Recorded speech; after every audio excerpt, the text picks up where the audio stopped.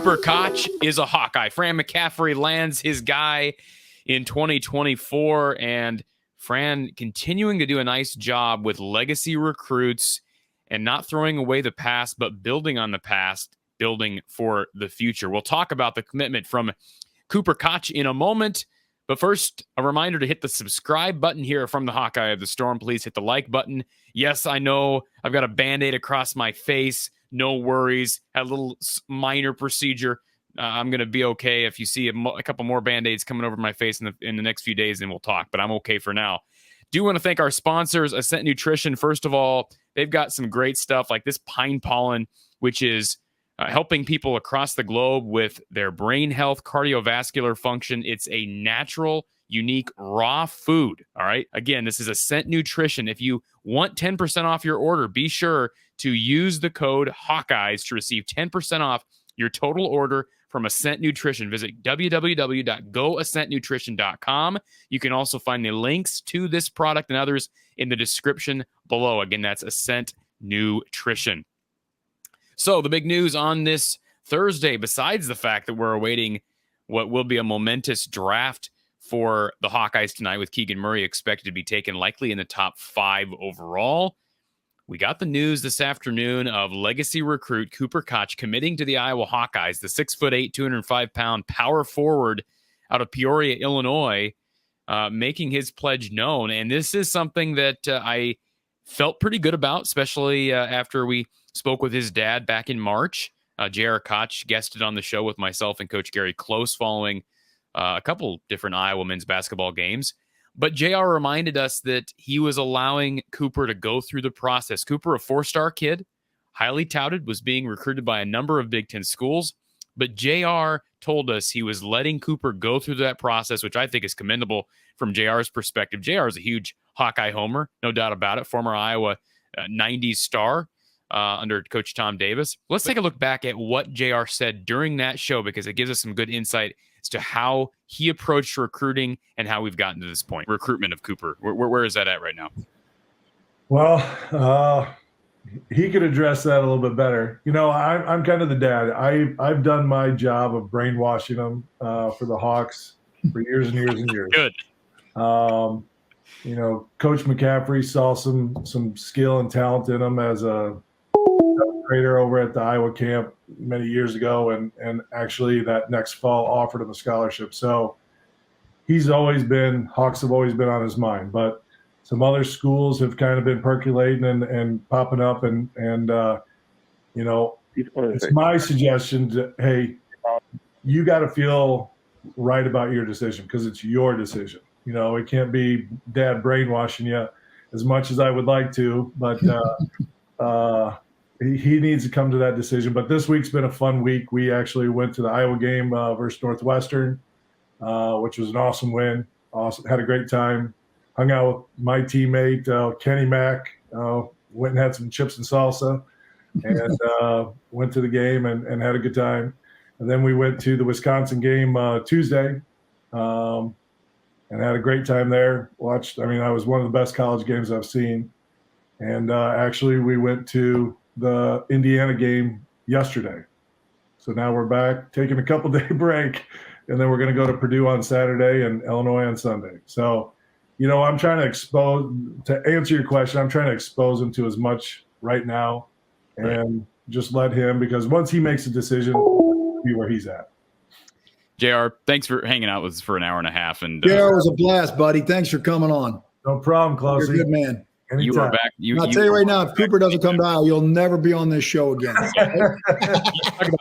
Talk about canceled, JR. Love the little zing there from Coach Gary Close at the end. So maybe the brainwashing and the threats worked. But no, all joking aside, Cooper Koch going to be a great addition to this class.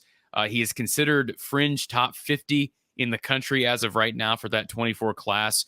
Kind of reminds me, too, of the recruitment of Joe Wieskamp. You know, they got Joe committed early, and boy, that just kind of gives you that sigh of relief. Not that anybody was anxious about the 24 class, but boy, that gives you a nice building block. Now, taking a look at Cooper Koch's other reported offers, this according to Rivals, Illinois had offered, Indiana had offered, Purdue had offered, Wake Forest was in on him and offered, Wisconsin offered, Western Illinois, and obviously a mid-major at the basketball level, Bradley as well. But there were other schools, even maybe more of your blue blood type schools that were in on Cooper. No reported offers yet from UCLA, Ohio State, Notre Dame, Cincinnati, Stanford, but those schools all in on Cooper Koch. You watch him play, reminds me a bit of like a Keegan Murray, quite frankly. Now he's 6'8", so I think him and Keegan, if you were looking at them back to back, they'd be about the same height. Cooper potentially could grow more.